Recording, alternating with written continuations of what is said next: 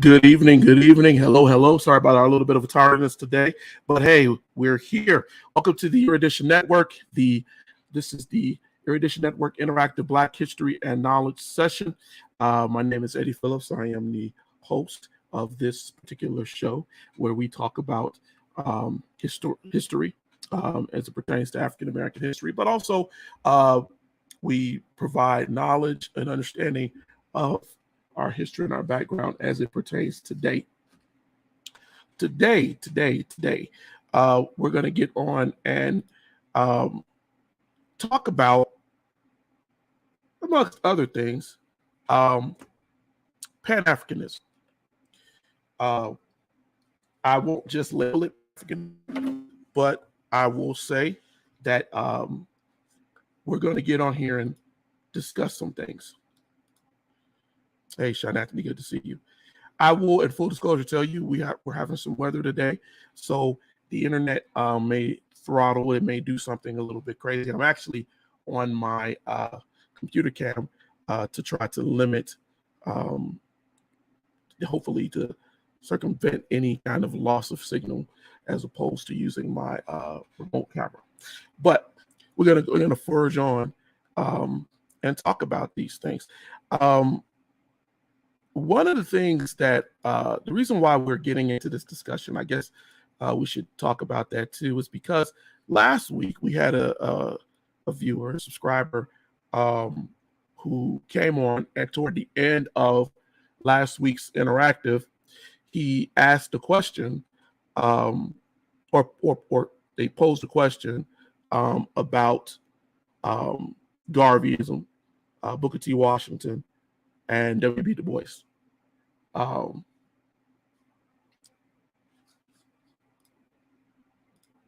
Hey, Scott. Okay, good to see you. Yes. You were the one who posed that question, and we wanted to have a discussion. Now, I could have went on and I thought about doing a bunch of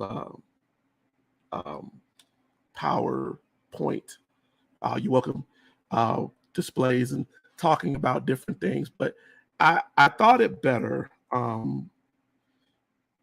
to just make this a free flow conversation, and to get into the whole idea of Pan-Africanism, the idea of the diaspora, and how we share connections with people, Africans across the planet.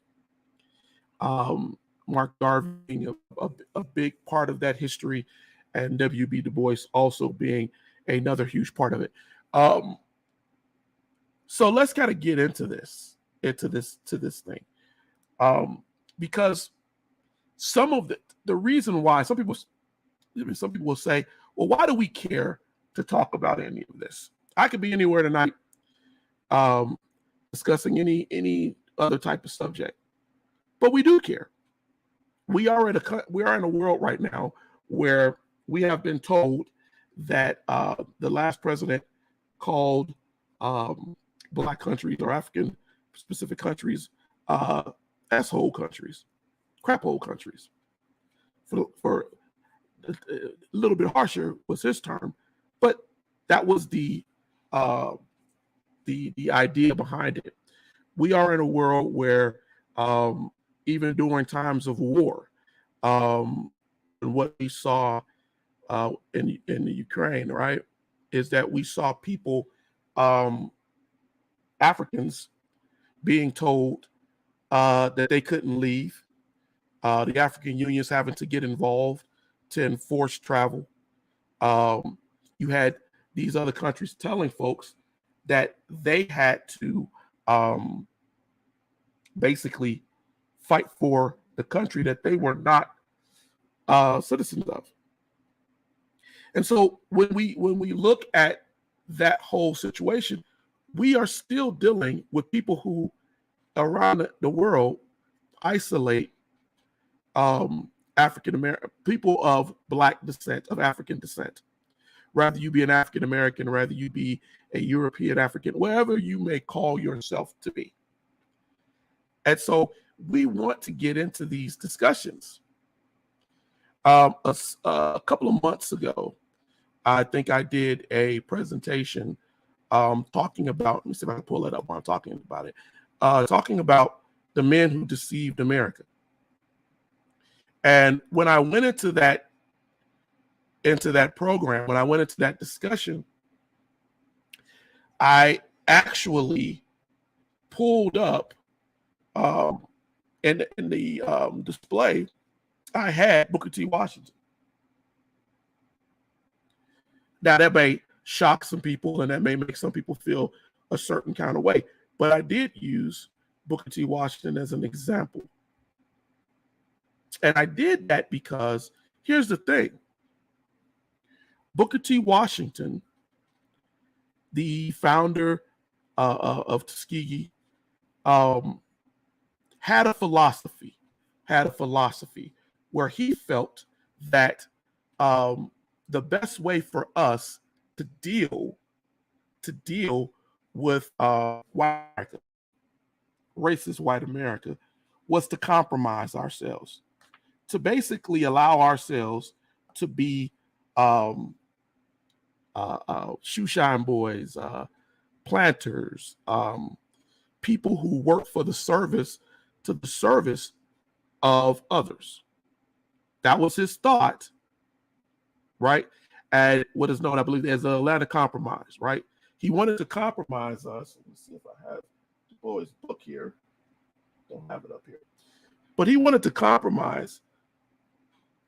Get along, get along. I want to be able to get along with you. And that was his belief.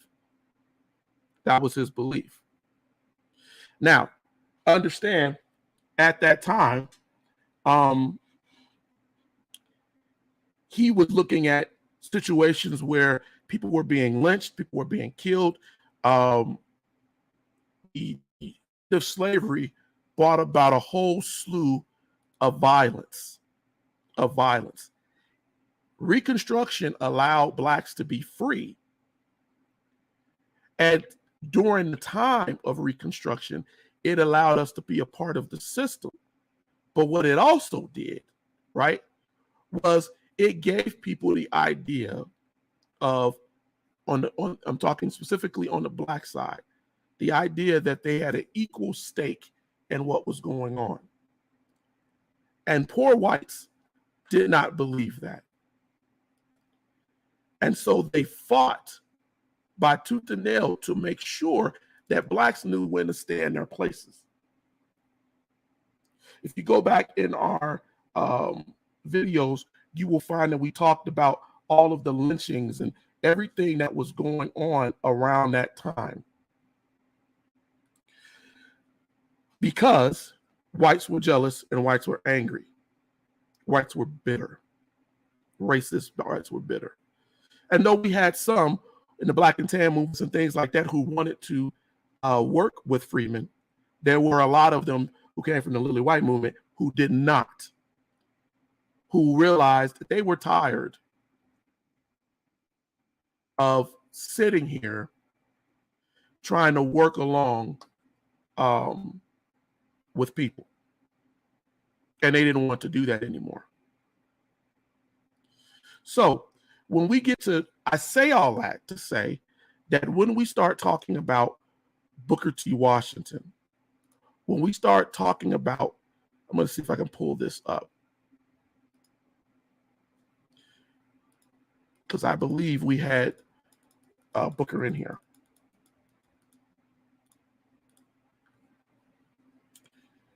But when we start talking about these things, I want us to be able to really be honest, right?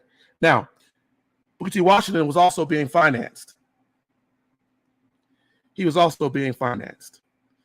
There were white people who had a stake in keeping black people at a certain level. It's just what it is. There were people who felt that, you know, we rich men, the Carnegies, the Fords, who wanted to construct America in a certain way, who wanted to keep the black man docile.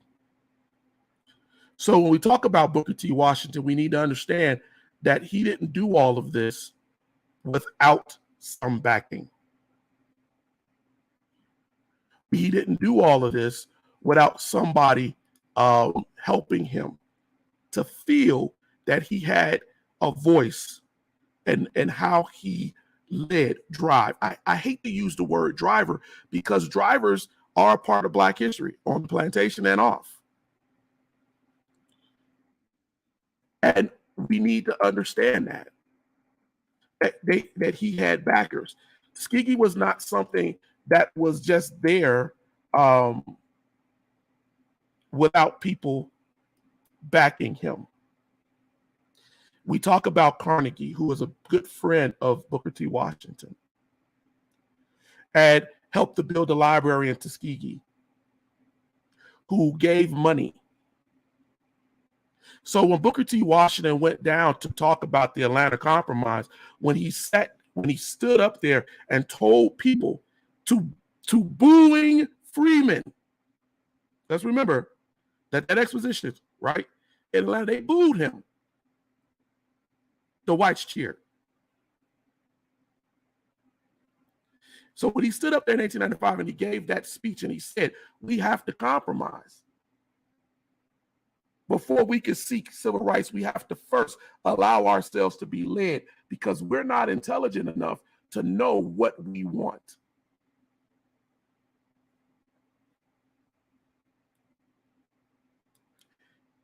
That's just the truth. And I believe we talked about this before. But I'm so happy that Scott, you brought this up for us to discuss, because we need to discuss it. Now we get into the idea. Booker T. Washington has built Tuskegee. He's considered the leader of the Black community in America by a larger extent. And he has said to himself, we need to compromise, and then told that to Black people. And many Black people actually went along with it. They actually supported it. Coming out of that, we have W.B. Du Bois. We have Dr. Du Bois, who, if you read The Souls of Black Folks, says specifically, right? He says specifically that he does not support. He admires Booker T. Washington, but he does not necessarily support what he's saying. Because Dr. Du Bois came from an education background. But if you'll give me just a moment here, just one moment.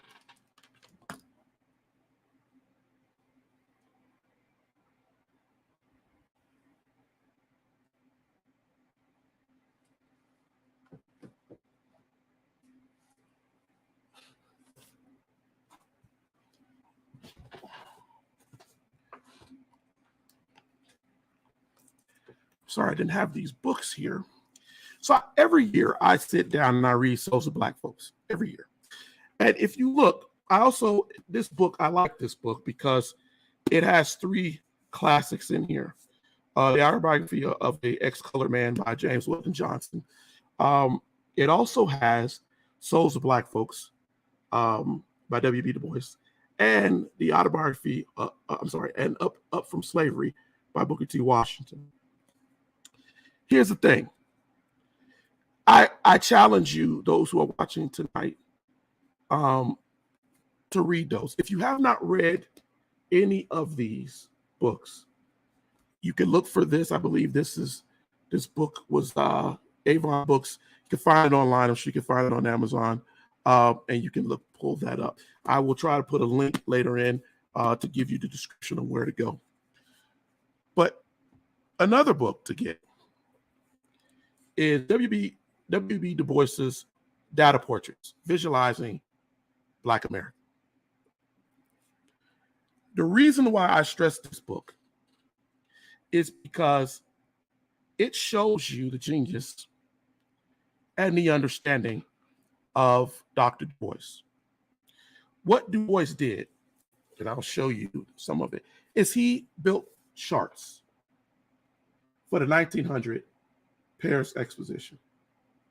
He built charts that broke down what was going on in Atlanta, in the place that I just told you that Booker T. Washington told everybody to compromise. He built charts for the better part of 10 years to get the value of what was going on with the freedmen, what professions were doing better, who was making the most money, what ages of people, where were the most literate folks were, was literacy growing in the Black community. He did all of these things sociologically so that he could get and provide a better scientific understanding. And I key that word there, a scientific understanding of where we were going.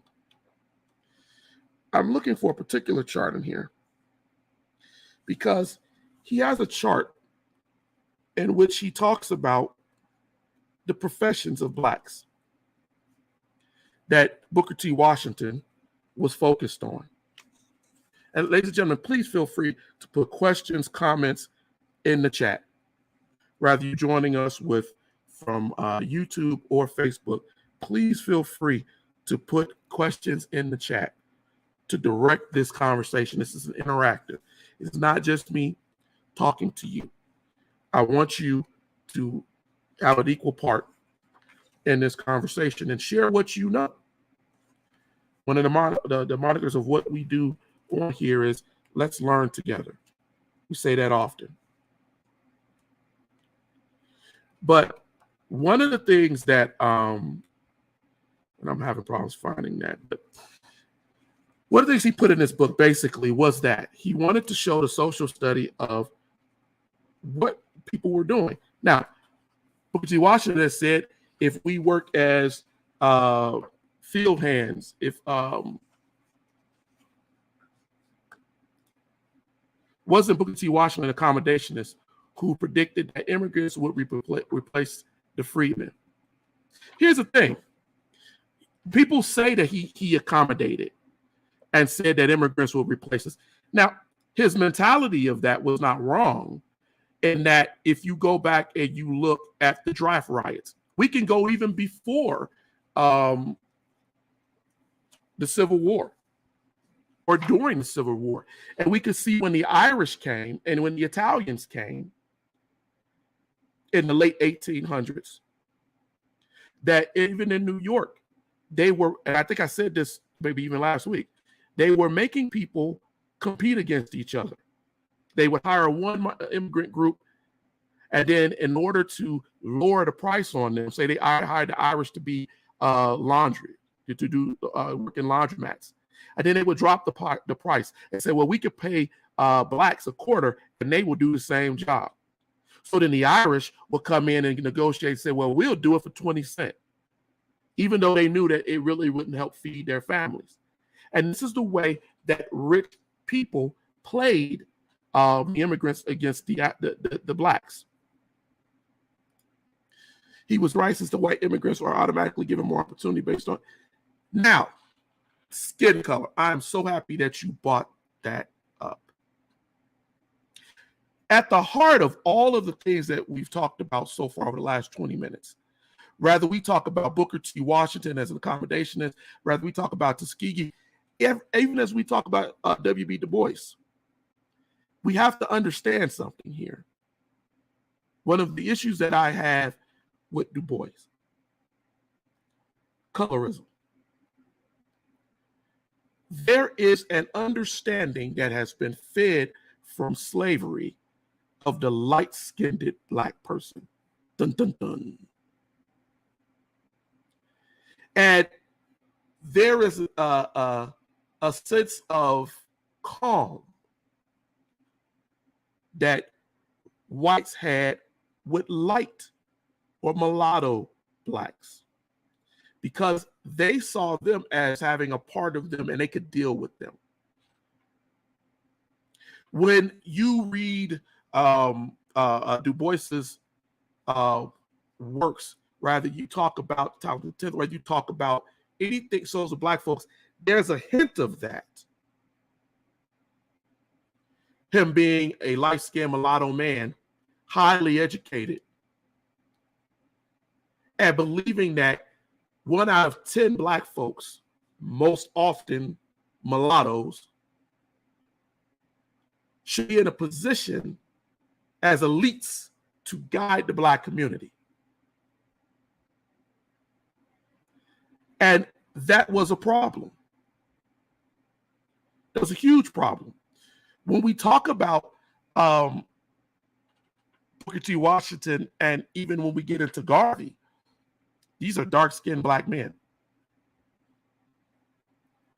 And if you don't think that that plays a part in anything, then you're not even looking at what's going on in today's society. Colorism in the black community is a problem. It is a problem that has hunted us since slavery. If you look at the men who were responsible, Du Bois, James Weldon Johnson, amongst others, and you look at those who were involved with the NAACP, as opposed to those who were involved in, say, Garvey's Universal Negro Improvement Association, the UNIA, you see day and night here. The UNIA, you saw Garvey, Marcus Garvey, wanted to improve black people, and he was willing to bring him in from all parts of our culture, from that sharecropper all the way up to the bank clerk. And there was a fight here for the hearts and minds of the freedmen. When Du Bois talks about the talented 10th, he specifically is talking about those men who can lead us. And many times, Garvey, who it should be stated that Booker T. Washington was a hero of Garvey. Mulattoes had more opportunities than blacks. The owner of Black Swan Records was white passing, but black enough to help other black people in the 20s. Whites could not dare help us. There's truth to that, and then there's some history to that. Whites did help us. They did. If you go into the names and understand that the NAACP, James Weldon Johnson was the field secretary for the NAACP. Him, Walter White, W.E.B. Du Bois, these are all mulatto, light-skinned black men. Didn't mean that they weren't treated as Negroes, but they were light-skinned black men. And Johnson had the ear of presidents like Harding and Coolidge. That's what I'm saying now. The ear. Because they had the power at that time of the vote. And the blacks who could vote back then, black men. And that was a huge swing. Remember, When Ulysses S. Grant, after the Civil War, became president and blacks were allowed to vote, he became president based on black votes. Grant sent troops down to the South, created martial law to enforce the voting rights of blacks during the period of Reconstruction. And even when we got down to the compromise that ended Reconstruction, right? It did not immediately take the votes away from blacks. So there were whites who used blacks, who helped blacks only as it allowed them to be helped. When we get into the argument of Garveyism versus what Du Bois was saying in the 20s, we understand that Garvey was trying to get people, right, to go and colonize. Or I shouldn't say colonize, to go to Liberia. Liberia had been established in 1820. And it was one of the places where Lincoln and others had thought we could send the Negro if we wanted to end slavery. And Garvey and Du Bois, being Pan-Africanists, understood the value of having this black land. So when Garvey talked about, let's go back to Africa, as opposed to Du Bois's philosophy of the talented tenth, there was a fight here. Booker T. Washington had died. I agree with you. Planters whites were powerful. However, mulattoes, some actually love black people. Their black mothers, because you're absolutely right. There's that dual connection, right? That's that weird dynamic of post-slavery. That issue of having both black and white in you. It's what Baldwin, talked about, that compromise. It should be said that speaking positive about blacks history is not bashing any other culture. Positive contributions of blacks history should be elaborated on somewhere. And that's what we try to do on here. That's what we try to do on here. We're not bashing whites. I'm telling you history as facts. As facts. Here's a funny dynamic.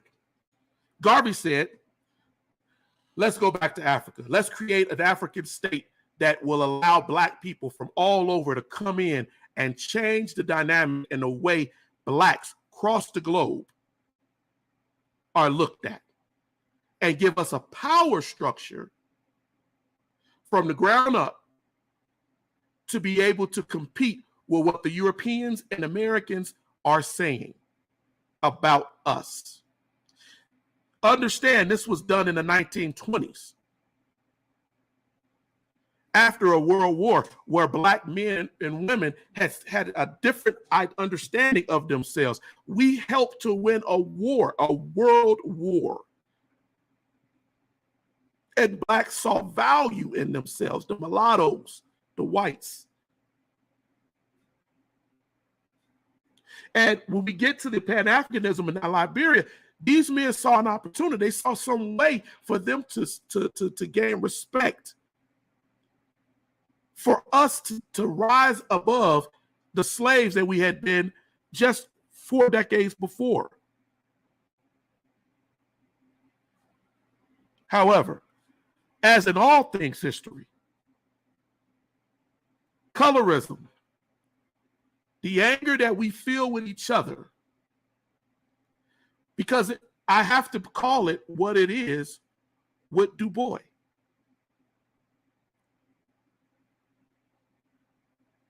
I got to call it what it is. Hey, Pastor Sergeant, good to see you. Thank you for joining us. I got to call it what it is. This idea of the light-skinned black and the dark-skinned black that has come from slavery and still jacks the minds of us today. Dubois did not like Garvey. One reason he didn't like Garvey was because Garvey saw Booker T. Washington as a hero. Garvey came to America seeing Booker T. Washington as a hero. And he wanted to replicate and do and copy what Booker T. Washington had done in Tuskegee. He wanted to model his ideas. He wanted to educate the people to be able to have a place. However, from his own writings, when he got here in the early 1900s, what he saw was Red Summer. What he saw was barbarity, race riots, whites killing for no other reason but just because they could. He saw black men returning from a world war and a pandemic, killed as they were getting off the trains, and it radicalized him. It changed his perspective. And so when you look at the UNIA, when you understand that the Universal Negro Improvement Association became radicalized, and he realized the only way for my people to survive is we can't be with you all. We have to be just as discriminatory as you. We have to live separate from you, because if we unite, you kill us.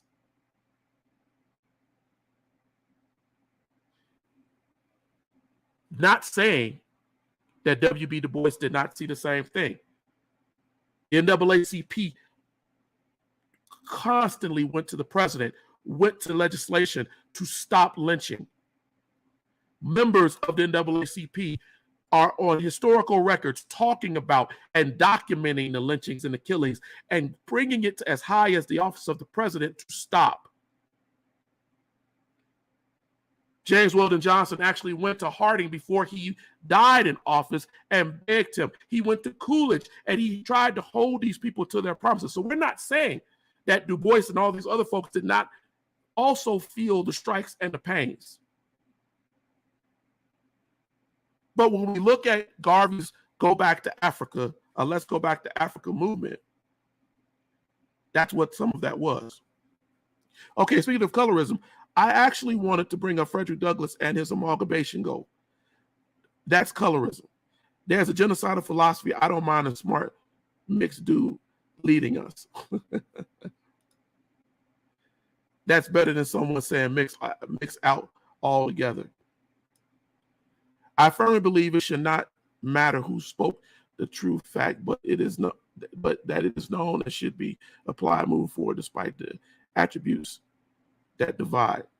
Okay. Here's the thing. Frederick Douglass, they like to use this term. People are men of their time. Men of their time. Frederick Douglass thought that amalgamation would be something that would help us, because you have to understand, coming out of slavery, right? And seeing both the good and the bad people in slavery. Those who taught him how to read, those who treated him well even when he was in slavery, those who treated him well when he escaped, those who brought him into the abolitionists. His idea was that we should be this melting pot, because he had seen both sides of it. However, at the same time, he was one of those people appalled too when coming out of slavery and going into Reconstruction, when things look positive, and watching the white society flip and laws be applied and things be laid down that subjugated blacks again in what was supposed to be a free society with constitutional rights actually on the books. Now, is it colorism? Yes. But it's colorism based on the idea that I'm no different than you. I should be allowed to marry into your culture. I should be able to live with your culture. I should be able to have none of these problems. And then understanding that that wasn't the case. That later on, that wasn't actually what whites in the majority, not all, saw as a reality.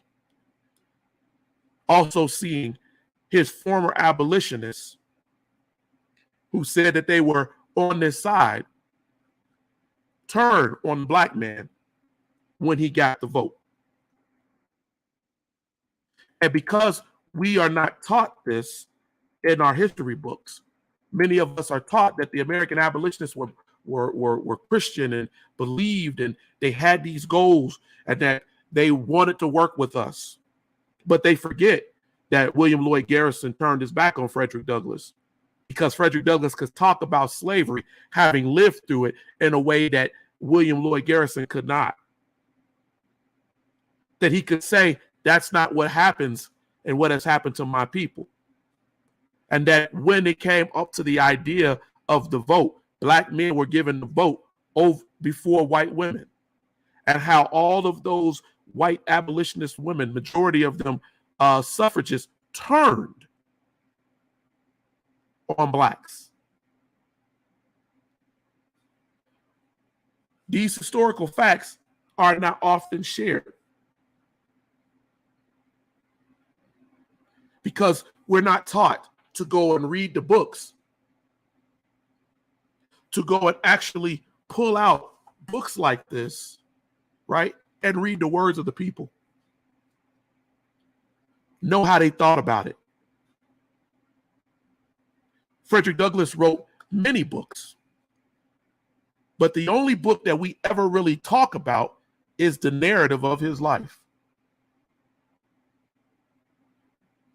We don't want to get into the idea of the other things that he wrote about,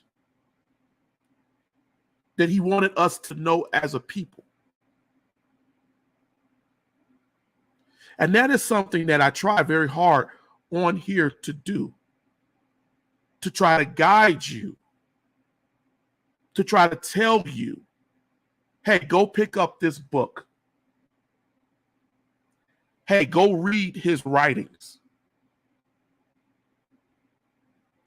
Because if you understand, Dubois wrote books. Garvey wrote. There are things for us to pick up, not just listen to shows like this where I'm going to give you the key to go.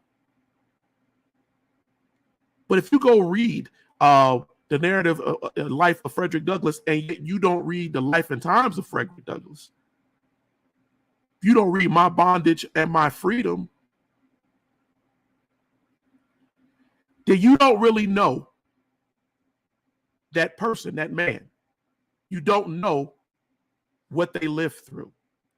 You're going off of what somebody told somebody. And that is why I do this show every Thursday. To be honest with you, Scott, this is heavy lifting. This is a lot. I'm skirting the issues, and we could go further next week, but it's a lot. A slave who chooses to marry a white woman must have been extremely selfish or confused about progress. Douglass was a colorist. Douglass did not choose his white daddy, but Douglass chose his white baby mama. Well, let's understand, too, that Douglass, that wasn't his first wife. And also understand something. I'm not here to defend Frederick Douglass. I didn't live his life. But what I will say is you will probably get a better understanding of Frederick Douglass if you go read his words. Rather you agree with them or disagree with them. Because here's the thing. When you have spent the majority of your adult life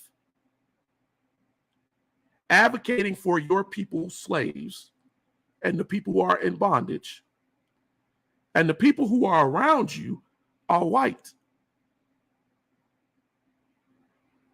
They're white.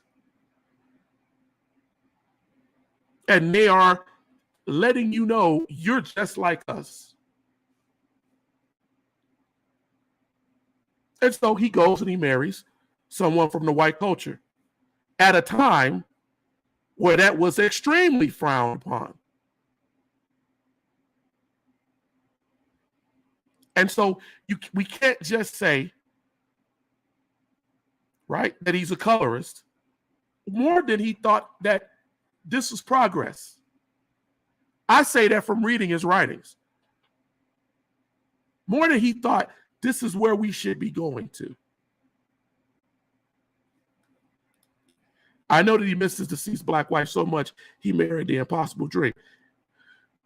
I've heard black men tell me it was taboo. The allure of being with white women was taboo. Something I was told I could not do. Well, that's a failed relationship if that's where you approach it. If it's not built on love, respect, and valued. But we can't ignore that that doesn't still happen today.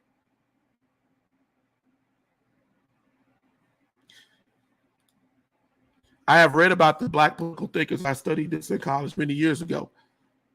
And I'm glad that you did, but there are many of our people who have not. More so, there are many of our people who don't know where to go. They don't know what books to pick up. They don't know where to go get this information. Least known, there are school books. You see behind me sets of history books that nobody has taught them these things. Because in the history books, they get a page, a paragraph, a very small amount of time to address a person or a thing. And then they choose who to go deeper with based on what they consider to be the value of that person. So if you go onto an African-American studies course and you go study about Dr. Dubois, or you go study about Booker T. Washington, or you go study Garveyism, or you go study any of these people, you are choosing to learn more about them. But again, regardless of the courses that you take, you also have to ask yourself, how far are they going into this person? A lot of the heavy lifting has to come from you.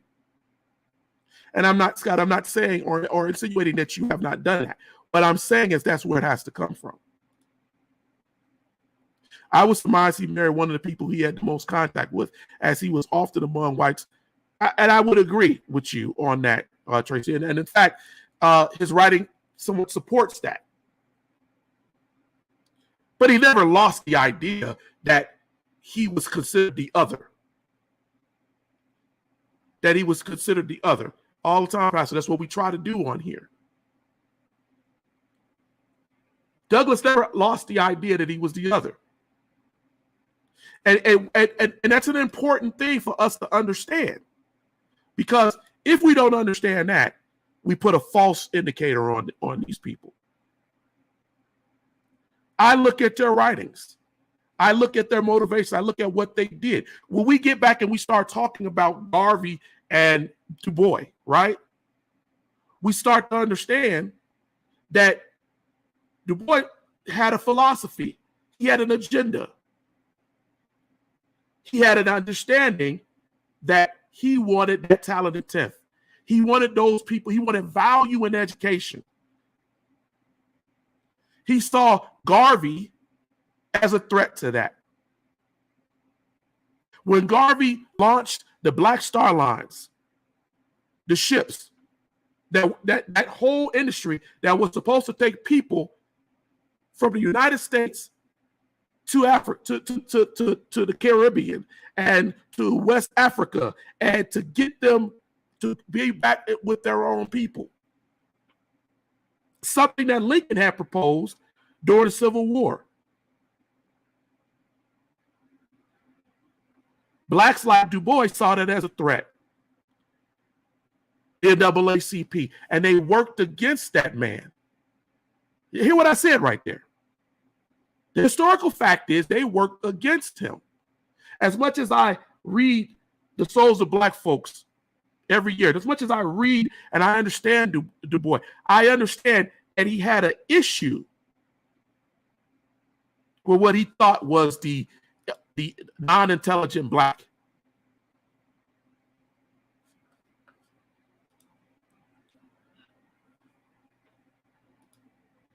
I have a BA in African American Studies from UW in 1991. Nothing to brag about. My point today, we are still following black so-called leaders with these men's philosophies because we are not reading the philosophies to go further. We are still very stratified. Knowledge is something you attain, you get, you grow, and you move. You try to move further. You try to stretch further. Personally, we should have followed Du Bois and moved to Africa in 1960 to have West Africa during their decolonization period. But here's the thing. I'm going to get to that. I'll get to that before we can sign off today. The Africans could be less confused today and Black Americans would be free. It's arguable. And I'm going to tell you why it's arguable. As I was leading to, we got to remember, these are really good points that you're making, and I want this discussion because we need this discussion. I wish more people were on to hear this discussion. Because here's the thing. When they got Garvey locked up, and there were issues with Garvey, right? He was very narcissistic, flamboyant, and a lot of times didn't know what he was getting himself into and didn't understand the full amount of power that America could launch, even though you think you're doing something that you thought that they would praise. He thought that whites would be happy with it. Let's take these blacks back to Africa. Let's get them out of here. His exact words were, let's further the cause of liberty. He called it the African Redemption Fund. Universal Black Improvement. Let's raise money and get the hell out of America. Du Bois, NAACP, other people, they were against this. When Du Bois worked on this book, okay, and he had an idea of what he thought. Remember, Du Bois had said that the problem in the 20th century, he's quoted as saying this, is the color line. And he thought that if he could get blacks and whites get together, what you're saying, Frederick Douglass and other people thought, right? We'd be stronger for that. But he thought the only way it could happen was by bringing in other blacks who were light-skinned, fair-skinned, talented, educated, well-mannered. They could convince the white man that we are not a threat. And Garvey, seeing that that's what this was, he told Du Bois, right? The one that you're seeing told us to go back, along with Garvey. He let them understand that those light-skinned black folks who are saying this, who are a fan of miscegenation and amalgamation, they just want to rule you. They want to rule you. They're imperialist. This is what Garvey believed. And he believed that they would destroy blacks. And they feuded back and forth. But Du Bois and the NAACP had more political power.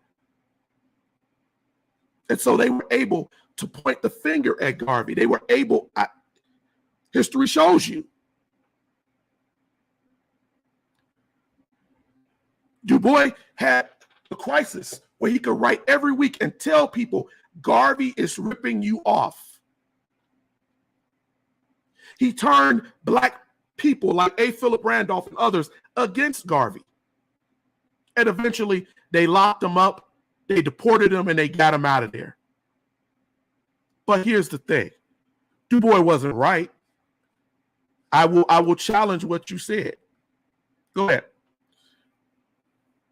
How could a colorist move to Ghana and die in a place where everyone reminded him he was a no-name and calling, not one of them? He chose to die a misfit amongst real black people. Yes, okay, you're talking about Du Bois, but let's not also forget that it was Du Bois who turned C.D.B. King against Garvey.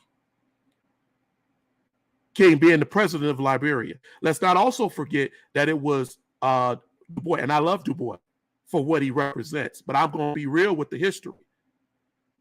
It was Du Bois who said it would be better. This is Du Bois writing and what he said and what he wrote in letters to King, to the president of Liberia. He told him that he should not align himself with Britain and France, and that he should himself align himself with American imperialists.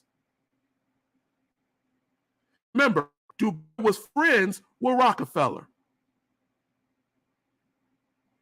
It was Du Bois who launched the idea of getting tires, the rubber that he saw in Liberia, who launched the ideas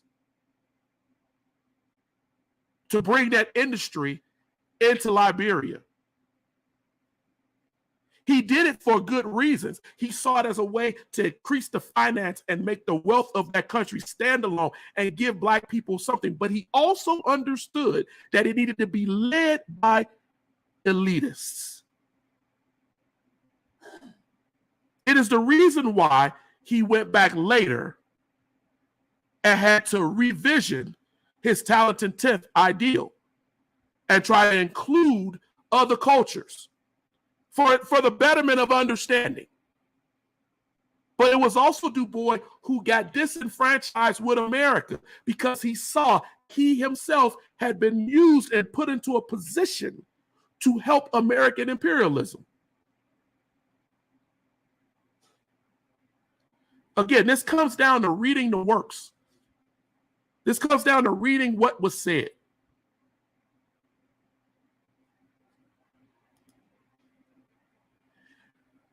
We could all represent a talented 10th if we want to think that way. But I truly believe, this is where I disagree with Dr. Du Bois. I believe that every black person has the potential, every person, period, but we're talking about blacks right now, has the potential to reach higher, despite where they come from. I grew up in the ghetto, in the inner city, in Chicago. I went to school across from one of the worst projects in Chicago. I had all F's on my report card. I cut a half of my year, my sophomore year of high school, running around with thugs and criminals and people who just didn't give a darn. But it's the mentorship, it's the belief that we give others, that we teach. But you take your teaching that you learn, Scott, I'm sure you do. And we mentor and we teach our people and we tell them where to go. And I don't mean just black people. I mean the American culture.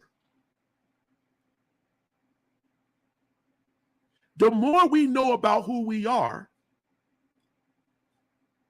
and what made us, the more empathy, the more compassion, the more understanding, the more inclusion that we feel.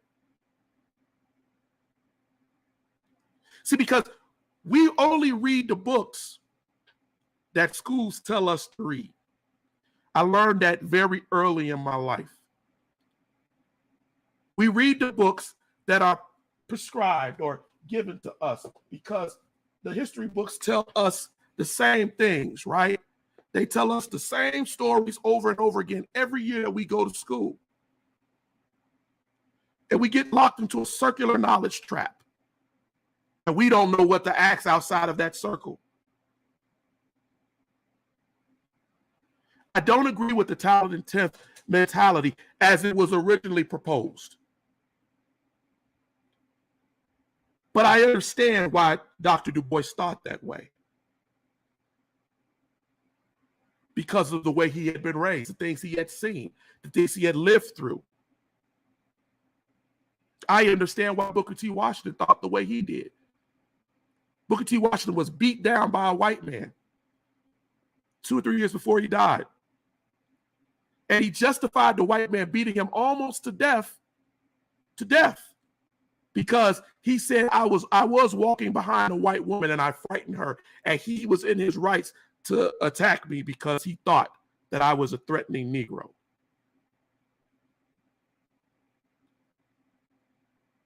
Backgrounds, conditioning, all those things play a part in how we see things.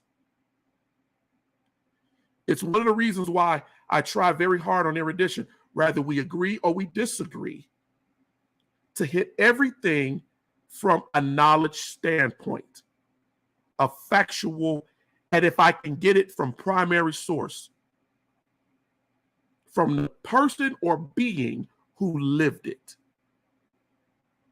from the slave narrative, from the Civil War narratives, from the soldiers' narratives, whether it's World War I, World War II, whatever.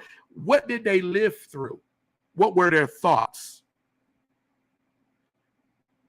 I scour libraries going to find narratives and books and things. And if you know me, people who know me, I always got a book for you. I will always tell you, go read something, go look here.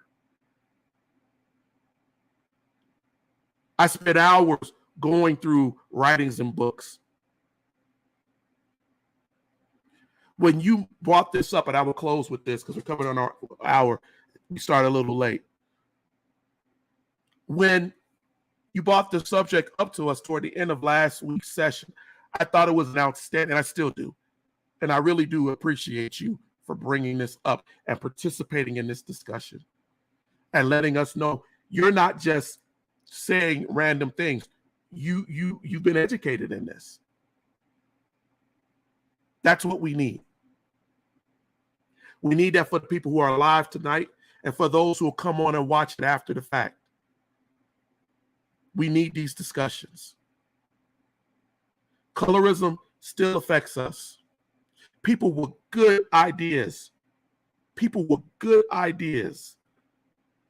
can be pushed into situations and compromise themselves.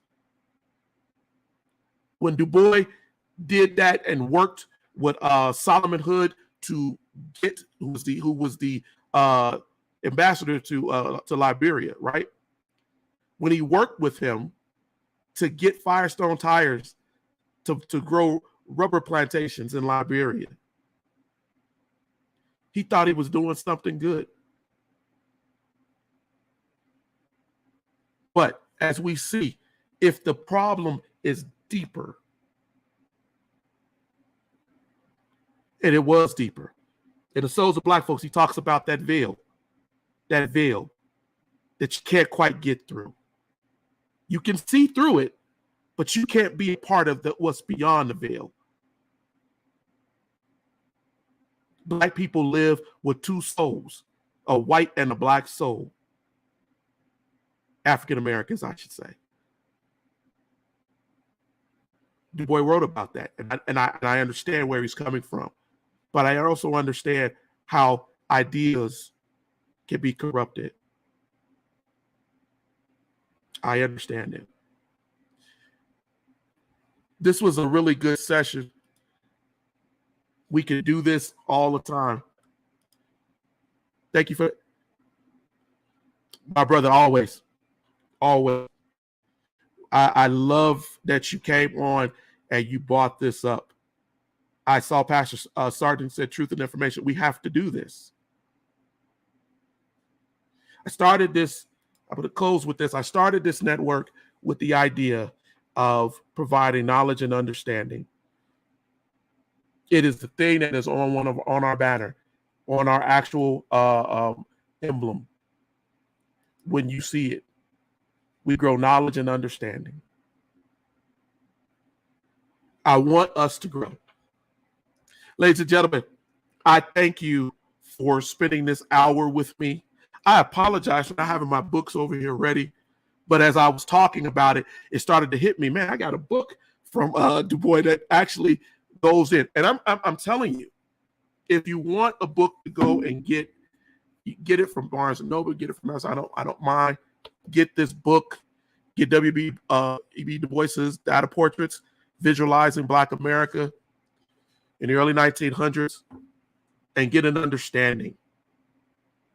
The other book that I suggested tonight, go and get. You can get it either here. I like this because it's a very small book, really, that brings all this together. Up from Slavery by Booker T. Washington, Souls of Black Folks by W.E.B. Du Bois, the autobiography of an ex-colored man, James Weldon Johnson. Get knowledge of who these people are and grow in our understanding. Until next week, I thank you again for your time and spending with me. Thank you so much, my brother. Please do come back. Please do come back. Thank you for reaching out to us. All right, ladies and gentlemen, we will see you next Monday. Tina will be on Monday with her show. And we should till then. And then you'll see me next Thursday. Always on here trying to provide knowledge and understanding. All right. Until then, let me get off of here because I'm actually a minute over my time. But thank you again. Thanks a lot. Bye.